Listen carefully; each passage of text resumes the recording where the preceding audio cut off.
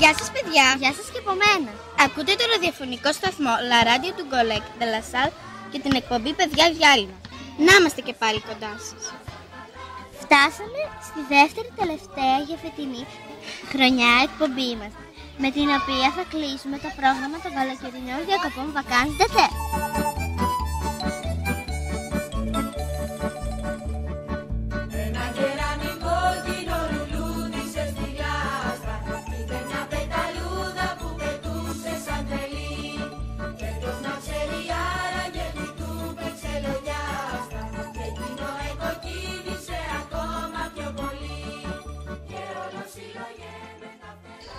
Σε αυτή την εκπομπή θα μιλήσουμε για το Φίβο και την Αθηνά, για την ρομποτική και την υγιεινή διατροφή, για τους μικρούς εξερευνητές, την επίσκεψή μας στο Μακεδονικό Μουσείο Σύγχρονης Τέχνης και θα κλείσουμε με πολλές καλοκαιρινές ευχές. Ξεκινάμε? Ας ξεκινήσουμε! Τι ξέρουμε για την πυραμίδα των τροφών, για την υγιεινή διατροφή?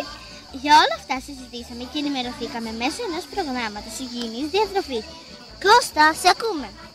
Παίξαμε διασκεδαστικά παιχνίδια που αφορούσαν την υγιεινή διατροφή και μιλήσαμε για την πυραμίδα των τροφών. Μάθαμε πώς να τρεφόμαστε σωστά και ποιες τροφές πρέπει να αποφεύγουμε. Σίγουρα από εδώ και πέρα θα είμαστε πιο προσεκτικοί σε αυτά που επιλέγουμε να φάμε και είμαστε έτοιμοι να ενημερώσουμε και εσάς.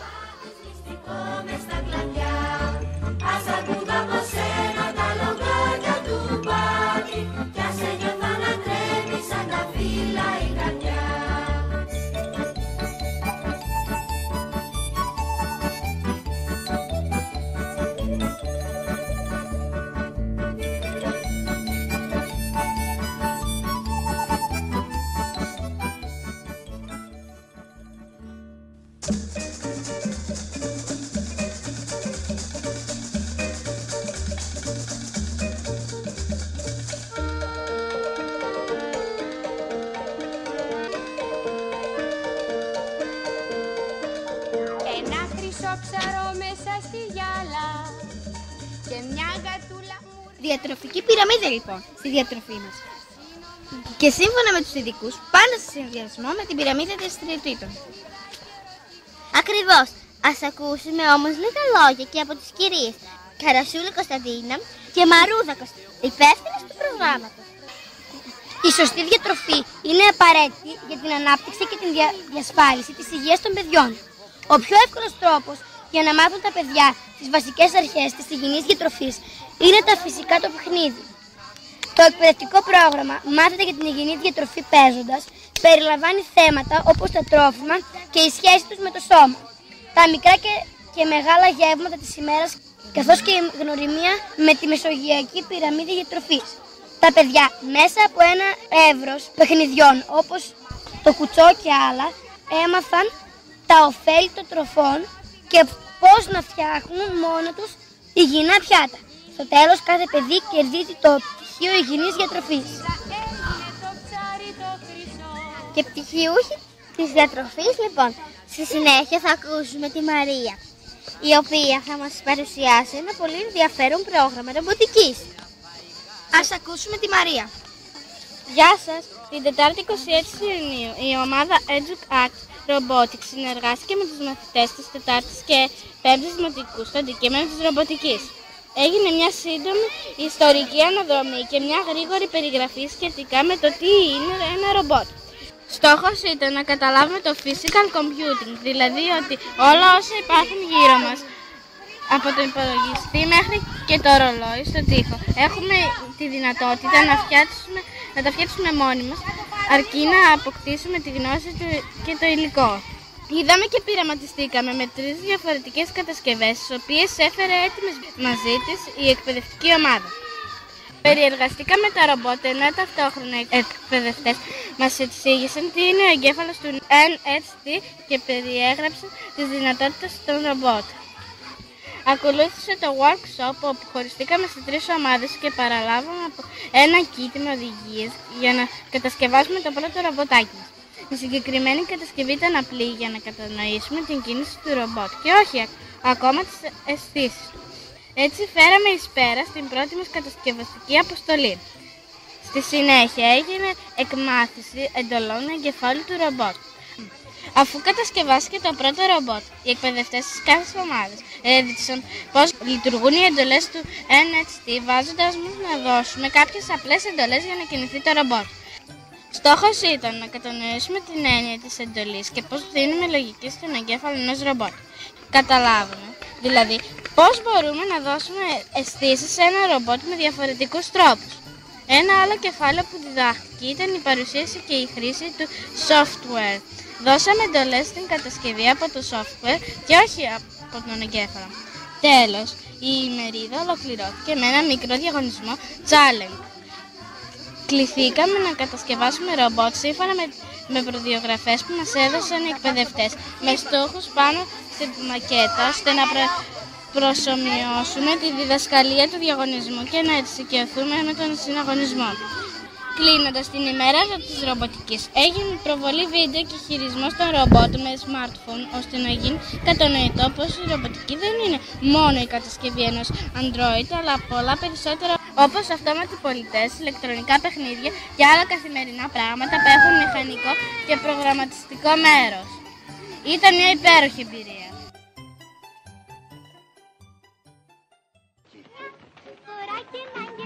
Η Παπασταύρου κάνει νούμερα.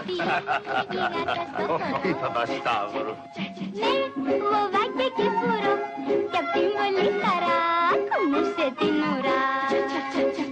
Κι όταν φούντωσε ο χορό και είναι πιο ζωηρό, ένας γάτος πονηρός τη ζήγωσε καλά και είπε πονηρά. Μιαου, μιαου βρε γατούλα, με τη ροζ μητούλα, γατούλα μου μικρή. Μιαου. Πολύ εντυπωσιακά όλα αυτά. Δεν συμφωνείς? Έτσι ακριβώς. Τελικά παντού γύρω μας υπάρχει ρομποτική. Μήπως ήρθε βακάνσετε στο θαλασσάρχιο ησυχαστικά? Δεν γίνεται, συμφωνείς, αποστολία?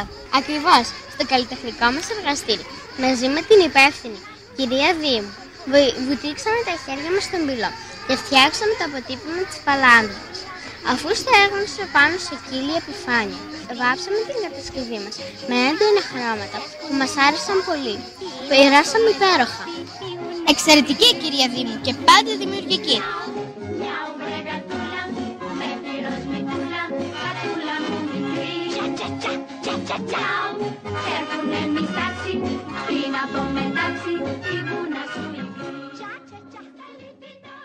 Συνεχίζουμε με τη διαβίωση στο άθιστο Θαλασσάρχη και την Κωνσταντίνα.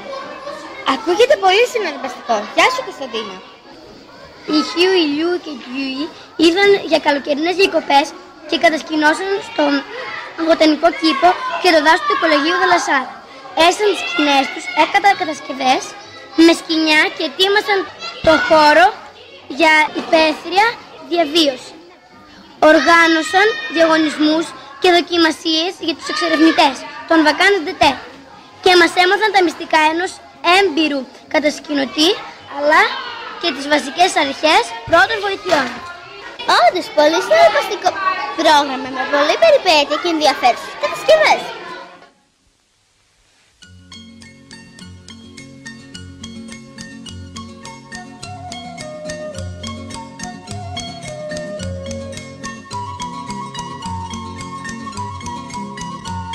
Τικ-τακ, τικ-τακ, τικ-τακ, τικ-τακ.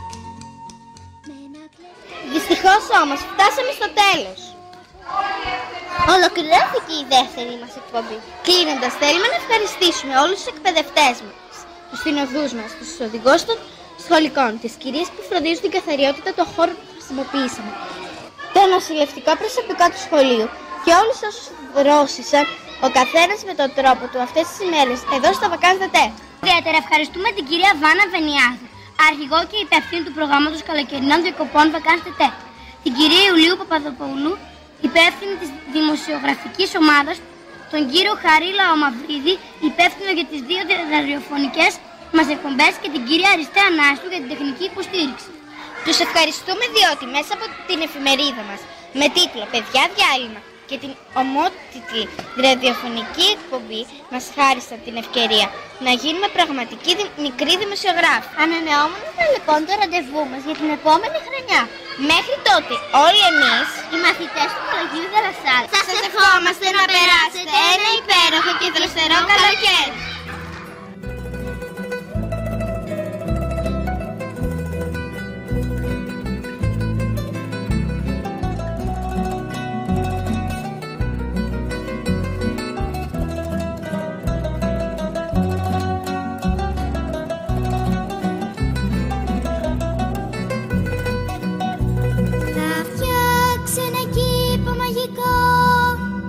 για να πουλάω ηλιακτίδες και γιογιό και πέφτα αστέρια. Θα φτιάξω ένα κιόσκι εξωτικό για να πουλάω φεγγαράδες και λωτό τα καλοκαίρια.